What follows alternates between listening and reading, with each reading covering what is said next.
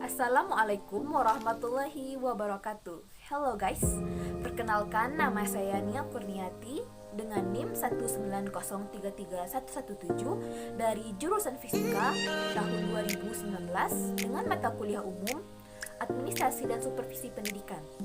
Baiklah, kali ini saya akan menjelaskan mengenai administrasi kurikulum. Oke, langsung saja.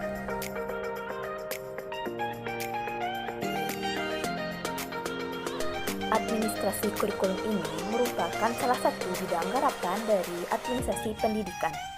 Adapun bahasan kita kali ini yaitu tentang konsep kurikulum, administrasi kurikulum, perencanaan, pengorganisasian, pelaksanaan, dan evaluasi kurikulum, serta apa sih peran guru dalam administrasi kurikulum ini.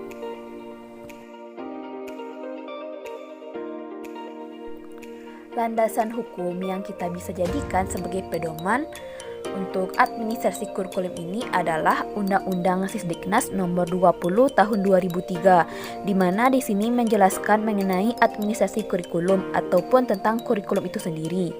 Menurut undang-undang ini, kurikulum itu adalah seperangkat rencana atau pengaturan mengenai tujuan, mengenai isi, dan mengenai bahan pelajaran, serta cara strategi yang digunakan oleh lembaga pendidikan untuk dijadikan sebagai pedoman dalam penyelenggaraan proses belajar mengajar atau KBM, yaitu kegiatan belajar mengajar untuk mencapai tujuan pendidikan. Ingat, yang kita garis bawahi adalah bahwa kurikulum itu merupakan seperangkat rencana dan pengaturan mengenai tujuan, isi, dan bahan pelajaran, dan lebih kepada bagaimana lembaga pendidikan, bagaimana sekolah, bagaimana perguruan tinggi memiliki rencana sedemikian rupa. Seperangkat rencana yang telah didesain sedemikian rupa yang diatur dari mulai isinya, tujuan sampai ke strategi dan cara yang digunakan, sehingga itu semuanya nanti dibawa ke dalam setiap proses kegiatan belajar mengajar di suatu kelas.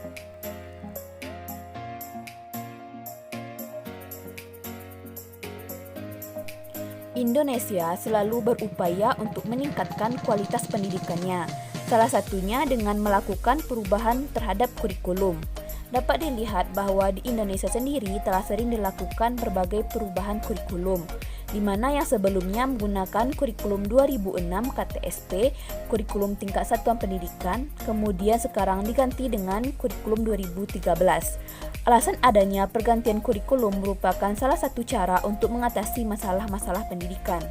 Untuk itulah, sebagai cara ataupun upaya untuk mengatasi masalah pendidikan, kurikulum juga harus mempunyai pengelolaan yang disebut dengan administrasi kurikulum. Banyak yang tidak sadar bahwa keberhasilan suatu pendidikan hanya tergantung dari guru ataupun sarana dan prasarana. Padahal di samping itu, untuk mengkoordinasikan semua agar dapat berjalan sesuai dengan tujuan, ada suatu administrasi kurikulum yang mengatur untuk terlaksananya kegiatan tersebut. Dan dalam mengelola kurikulum juga dibutuhkan orang yang ahli di bidangnya. Jika tidak, maka semua kegiatan yang berlangsung di satuan pendidikan tersebut tidak akan berjalan dengan baik dan terarah sesuai dengan tujuan pendidikan.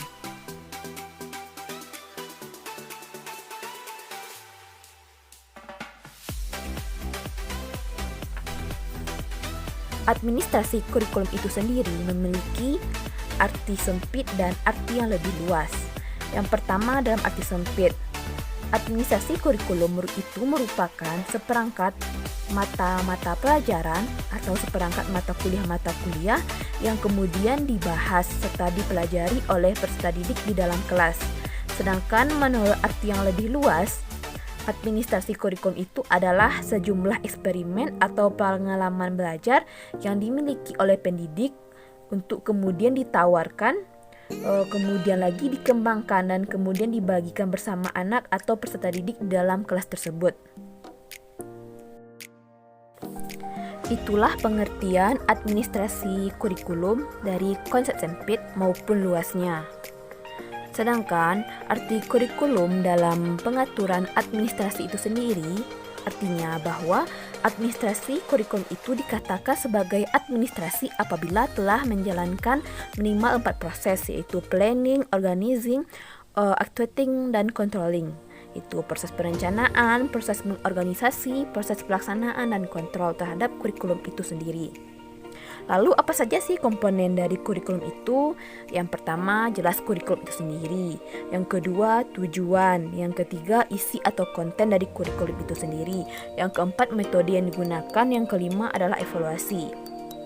Apabila kelima komponen ini yang didesain dan diatur dan direncanakan sedemikian rupa, apalagi sampai di lembaga pendidikan ini dilakukan terhadap masalah-masalah pendidikan, harusnya dunia pendidikan ini telah bisa dicapai dengan standar yang telah ditentukan dan lebih jelas. Coba kita lihat sekarang dari tahun berapa terjadi perubahan kurikulum. Atau kurikulum pertama kali dirubah sampai kurikulumnya yang sekarang. Telah terjadi perubahan-perubahan yang luar biasa. Namun masih tetap sama indikasinya. Pertanyaannya, apakah setiap komponen dari kurikulum ini sudah mampu menjawab akumulasi dari keinginan industri? Atau apakah setiap komponen dari kurikulum sudah mampu menjawab atau melihat setiap penyakit dari bagian-bagian sampai ke proses KBM yang harusnya menjadi sesuatu yang sudah bersih diterima oleh peserta didik. Dalam konteks kurikulum itu sendiri memang sesuatu yang sulit untuk memikirkan kurikulum yang pas. Namun, untuk perguruan tinggi sendiri, setiap jurusan dan prodi harus mampu mengelola kurikulum yang cocok. Karena jurusan dan prodi lah yang paling tahu nanti anak ini, lulusan ini nantinya pasar marketnya kemana. Oleh karena itu, setiap isi dan tujuan kurikulum harus jelas. Karena inilah yang menjadi standar dan dasar berpikir kita untuk melakukan perubahan dan perbaikan atas kurikulum. Baiklah, selanjutnya yaitu proses administrasi kurikulum. Yang pertama yaitu planning. Planning atau perencanaan merupakan tahap awal dari administrasi kurikulum. Perencanaan adalah sebuah proses untuk mengambil keputusan mengenai tujuan pendidikan yang harus dicapai, serta pengalaman belajar yang harus didapatkan oleh peserta didik dalam kurikulum tersebut. Dalam perencanaan kurikulum ada beberapa kegiatan yang dilakukan. Yang pertama, menjabarkan garis besar program pengajaran atau GBPP menjadi analisis mata pelajaran atau AMP. Yang kedua, memiliki kalender akademik. Yang ketiga, menyusun program tahunan atau PROTA. Yang keempat, menyusun program semester atau PROMES. Yang kelima, program satuan pembelajaran atau RSP. Dan terakhir, membuat rencana pengajaran atau RP. Yang kedua yaitu pengorganisasian atau organizing. Merupakan proses mengorganisasi yang kaitannya dengan kalender akademik yang telah disusun berdasarkan program kegiatan yang akan berlangsung selama 1 tahun akademik. Pembelajaran di kampus atau di lembaga pendidikan untuk kedepannya berdasarkan hasil pemikiran-pemikiran mengenai kebijakan pimpinan. Di sekolah ya kepala sekolah, kalau di kampus ya sampai kepada rektor. Setelah mengambil kebijakan itu, maka semuanya ikut serta bersama dengan guru ataupun dosen, kemudian disosialisasikan kepada siswa atau mahasiswa, selanjutnya kepada orang tua, lalu kepada masyarakat, sehingga menjadi satu kesatuan yang sama. Kalau kita sudah bersama-sama, maka asumsi untuk bekerja sama memikirkan secara bersama-sama, kira-kira masih ada atau tidakkah penyakit atau masalah yang harus diselesaikan, maka masalah tersebut akan dapat diselesaikan dalam jangka waktu yang ditentukan. Hasil akhir dari organisasi tersebut adalah apabila segala sesuatunya telah dikelompokkan sesuai dengan tempatnya, sehingga terakhir itu bisa diwujudkan. Apalagi kalau proses KBM tersebut memang dengan orang yang punya latar belakang pendidikan dengan memiliki kemampuan dan keahlian yang mumpuni di bidangnya. Yang ketiga yaitu pelaksanaan. Proses pelaksanaan dari kegiatan belajar mengajar atau KBM, di mana kalau di kelas antara guru dengan siswa, dosen dengan mahasiswa. Dalam proses implementasinya, kurikulum yang sudah direncanakan sedemikian rupa oleh setiap sekolah, bahkan oleh setiap program studi dan jurusan. Kalau di kampus, bagaimana itu kemudian bisa disampaikan kepada anak didik, sehingga bisa mereka mendapatkan pengalaman belajar berbagai macam teori, sehingga muncullah pemahaman terkait dengan teori tersebut, sehingga mereka memiliki sesuatu yang bisa kita sebut dengan skill, atau nanti bisa dibawa ke dunia kerja.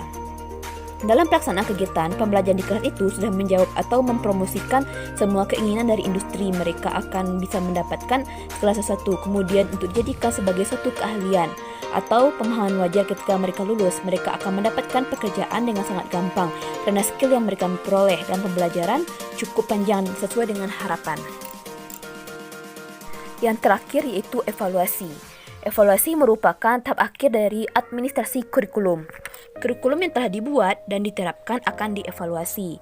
Tujuan dari evaluasi ini adalah untuk menilai sejauh mana keefektifan kurikulum tersebut, serta untuk menentukan keberhasilan dari kurikulum yang telah dibuat.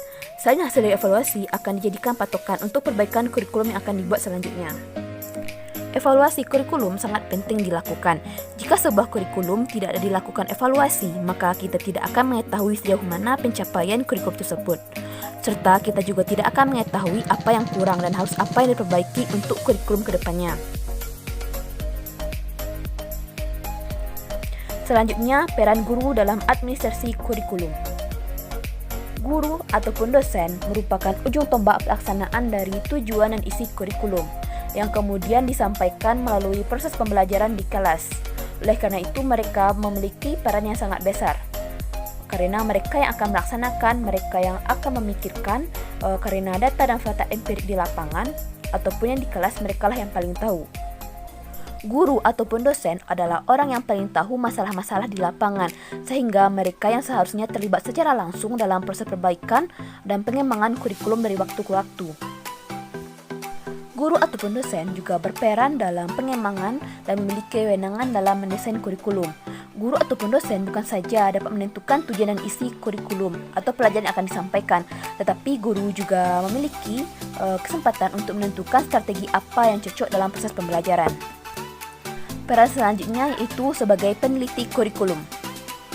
Dalam melaksanakan perannya sebagai peneliti, guru ataupun dosen bertanggung jawab untuk menguji berbagai komponen kurikulum seperti menguji bahan-bahan kurikulum, efektivitas program, menguji strategi dan model pembelajaran, dan lain sebagainya.